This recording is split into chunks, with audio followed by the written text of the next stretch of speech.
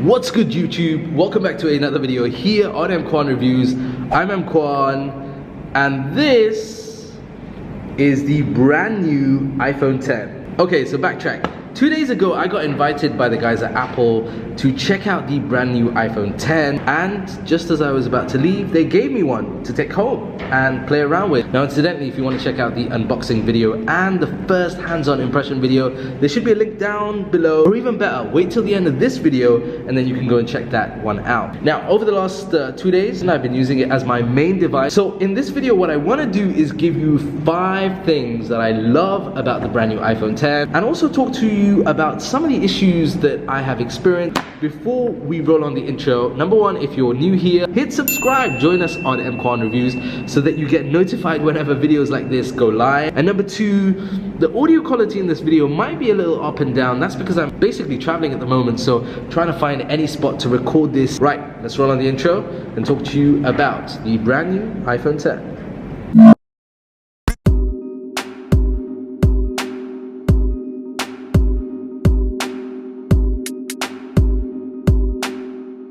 Alright guys, the first thing that I absolutely love about the brand new iPhone 10 is the hardware itself. The hardware on this device is absolutely stunning. Not only does it look and feel premium in the hand, but it's just every bit the iPhone. Now, I've owned an iPhone since the iPhone 4, I've owned most of the iPhones since then, and by far I think this is not only the best looking iPhone, but the best in your hand feeling iPhone. It's not as heavy as you would expect. In terms of size wise, it's smaller than the iPhone Plus models, but larger than the iPhone 8 or the iPhone 7. You actually get more screen in terms of screen size, although to be honest with you, it feels a bit like a minor trade-off. But in terms of hardware, it comes in 2 colors, a space gray, which is the one that I have here, and a silver. Now, you probably noticed a lot of other YouTubers had the silver version in their unboxing and first hands-on impression. I think the space gray is actually very different.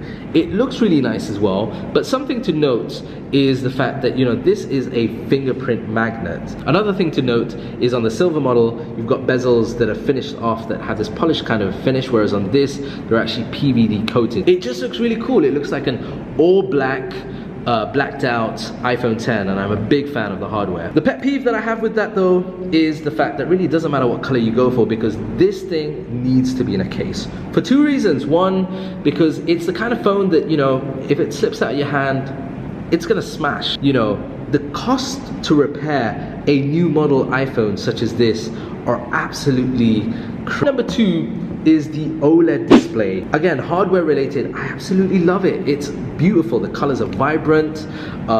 You know, viewing things on here, I've sent emails, I've watched videos, they look really, really nice. I think a lot of iPhone users are going to be very, very happy with this display. There is a marked difference, particularly with the True Tone software settings on the display on the OLED on the iPhone 10 as compared with the iPhone 8 Plus or the iPhone 8. There is, however, an issue, and it's less to do with the hardware and more to do with the software. Some of the software issues, and you know, I mean, you can be forgiven. I mean, this is basically not even out yet, so app developers will obviously update their apps in accordance with that. Feels like some of the OS that wraps around the screen perhaps doesn't feel intuitive, and I'll give you an example. So on the front, you can see there is an indicator and there's a battery indicator on that side over here. The battery percentage never shows. In order to find the battery percentage, and it's not in the settings, in order to find it or see what it is, you actually have to swipe down from the top.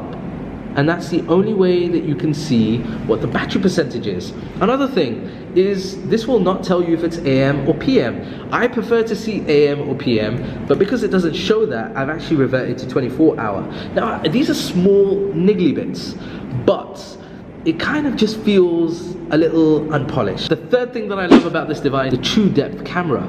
Now at the front over here, you'll see that there is a TRUEDEPTH module. Some people refer it to it as the notch. In there is probably one of the most advanced cameras on the market. One, not only to take awesome front-facing selfies and use animojis. And the funny thing is, animojis are really crazy because they're really insignificant But trust me, if you have kids, you're gonna entertain kids. The TrueDepth camera will also be used for Face ID, and that's a new method of essentially unlocking your device. Now, again, this is one of the things that I've noticed. People have been giving mixed opinions about that. For me personally, it's worked a treat. So it's really easy to unlock, and this has worked even when I wear sunglasses, even when I wear, you know, normal glasses, contact lenses. I've had no issues whatsoever with any of them. So here goes. Opened. I'll show you that again. So look, it's closed, locked, opened, and that's with these Polaroid kind of sunglasses. It takes literally less than a minute to set up. You have to go through this tutorial in which you make small kind of circles with your face. And I've been told by Apple that this is something that continually learns. So if, you know, it actually gets better with time as opposed to right at the beginning. So here's the issue that I have with Face ID. Face ID works for me perfectly fine. The issue I have is the next step after that.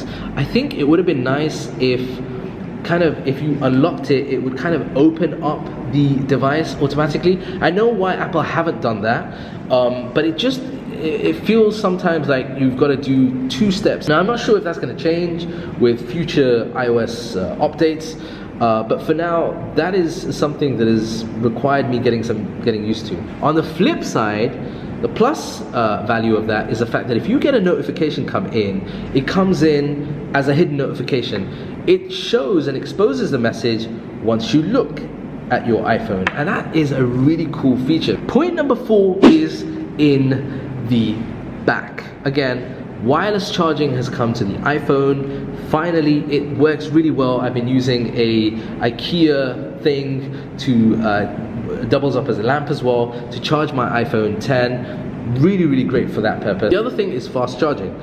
Fast charging we've been asking for forever, and this is where I have a bit of an issue with Apple, but Apple didn't include that in the box. So it would have been really cool if they included a plug which had an inbuilt fast charger, but no, you need to basically buy a bunch of peripherals to basically use fast charging on your iPhone. The final thing that I want to talk about is the camera. The camera on this thing is absolutely phenomenal. I'm going to do a separate video on it because you've got now both cameras with optical image stabilization. That means you're going to get amazing video, including 4K video. And like I said, there's going to be a separate video where I focus on that, so make sure you're subscribed so you see when that video goes live. It's going to be essentially a filmed, edited and uploaded completely from the iPhone 10, so you want to stay tuned for that. And that's it, guys. That is it for now. You know, 2 days in is still too short a period of time for me to give my final verdict, but I think the iPhone 10 is definitely going to be a popular device. There are, there are bloggers out there. There are people that have mentioned things, for example, on the top notch. Certain elements of the device, for example, Face ID, and the fact that there is no home button. When you use this device, I think you'll realize that a lot of those comments are kind of overblown. I think they've done generally a good job with the iPhone. Is it the perfect phone? I don't think it is the perfect phone, but it sure as hell is one of the best iPhones Apple have come up with. Alright guys, that's it from me for now in this video. I hope you've enjoyed it. If you have, remember to smash that like button down below and do hit subscribe, and I will see you in the next video.